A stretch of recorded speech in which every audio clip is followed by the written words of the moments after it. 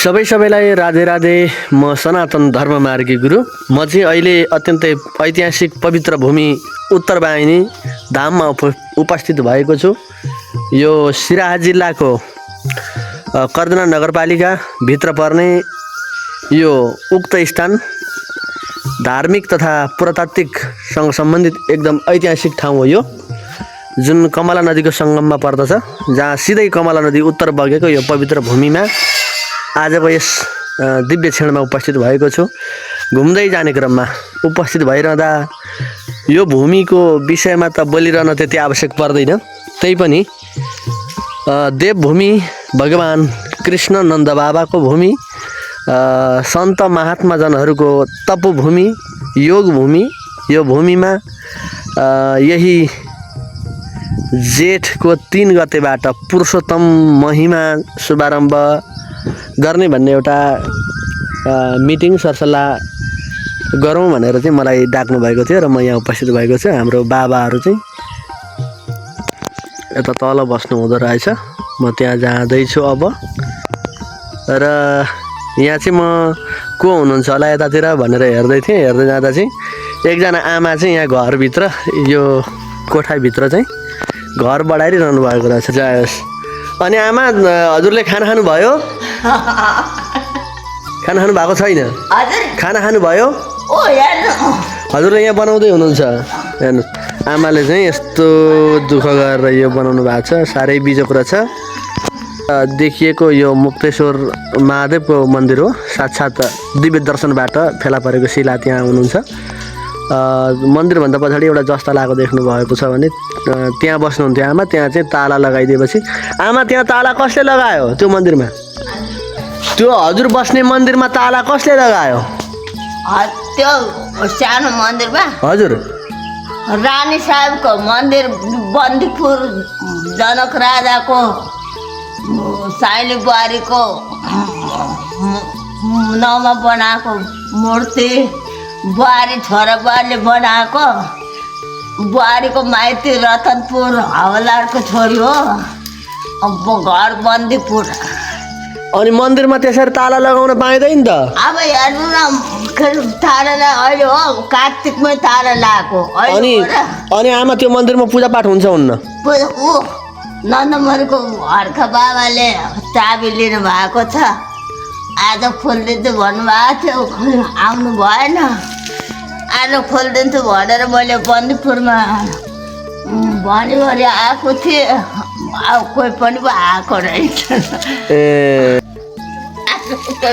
ठिकै छ, हामी त्यो मन्दिरलाई चाहिँ खोलिदिन्छौँ हजुरको लागि। हजुर त्यहाँ बस्नुहुन्थ्यो पहिलेदेखि। ए हो त। त्यो मन्दिर चाहिँ हामी खोल्ने एउटा प्रयास गरिदिन्छौँ है। दिनै धुपबत्ती हुनु पर्यो मन्दिरमा। म चाहिँ यहाँ मन्दिर छेउमा एकजना आमा बस्नु भएको छ। फेरि त्यहाँ जाँदैछु, उहाँको प्रतिक्रिया पनि सुनौँ। म चाहिँ यो मुक्तेश्वर मन्दिरमा छु अहिले। साक्षात् भगवानको यहाँ चाहिँ निवास छ। उहाँले भनेको मन्दिर चाहिँ यो हो। अब यो मन्दिरमा चाहिँ ताला लगाइएको छ, धुपबत्ती पूजापाठ केही हुँदैन। यसलाई चाहिँ ताला खोल्नु पर्यो, यो चाहिँ हाम्रो अनुरोध हो। यहाँनिर कोही नबनाउने भिख महँगो बनाइयो।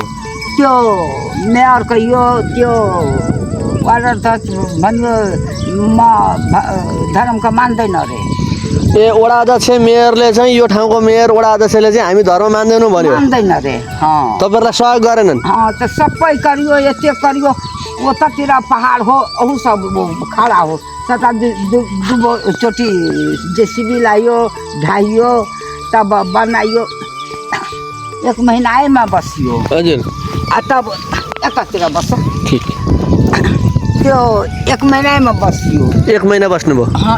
1 महिना हावा महलमा। हजुर। तब की कहै छै, समाजको यो बन्दीपुर बल्टियाको जी जे जमान बेटी हो, एउटा बेटी छ मेरो। अच्छा हजुर। त जमान बेटी हो, यो उघार पुघारमा जमानको होइन। कति वर्षदेखि यो कुटीमा बस्दै हुनुहुन्छ तपाईँहरू? यो भाइरसमा आयो यहाँ। कोभिड त्यो चाहिँ भाइरस? भाइरस हजुर। अच्छा अच्छा ठिक। 1.5 वर्ष रहियो यहीमा। ती फुगला धर्मशाला हो बड़का। तब बाबाजी सब जते रहिए तते अइमा। आ बच्चिया उतार बढ़िया हम मेरो बच्ची छोरी छ से। हजुर। तब 1.5 वर्ष रहियो यहीमा। ता भीख मांगा कोई चादरे दिया, कोई बड़ा सीमेंटिए दिया, कोई कुछ दिया ता वो घर बनाइयो चदरा वाला घर बनाइयो। बैठी से बैठी गई तो मांगे हनुमान जी के मंदिर बनाइयो, की कहे छे कमला महारानी के बनाइयो। फिर कमला महारानी का पोखर बनो छ, तो कमला महारानी को पोखर में हो कुलाबीर बाबा हो, आ मंदिर में की कहे छे कमला महारानी स्थापित भयो, हनुमान जी स्थापित भयो। आ लक्ष्मी नारायण का छठ पिटेला बाकी छ, पैसा छैन।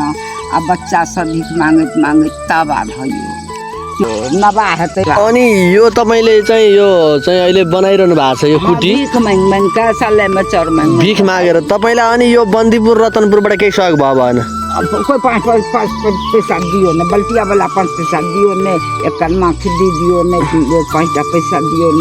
गाउँबाटै सहयोग भएन? गाँव में कोई न, बाहरे से भीख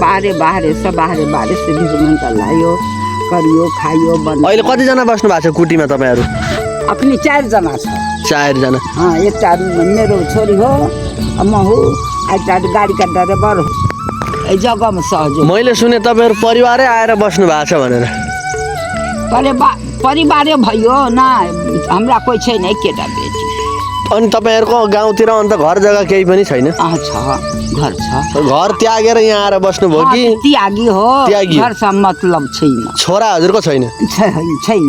एतना बच्चा 7 वर्ष के भयो बेटी, बेटी कहे छे कुल त्यागी भयो।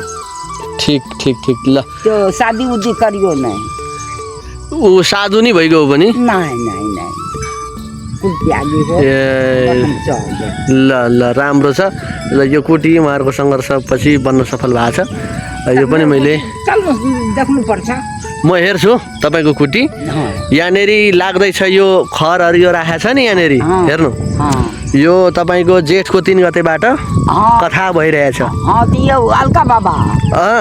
त मेरो बच्चा का कहियो जे सहयोगी मिसाल की कहे छे अलका बाबाको सानिध्यमा चाहिँ भइरहेछ। हामी चाहिँ अब माथिको कुटी पनि हेर्नेछौँ दर्शक महानुभावहरू, तर त्यहाँको विवरण पनि यहाँहरूलाई म देखाउनेछु भन्दै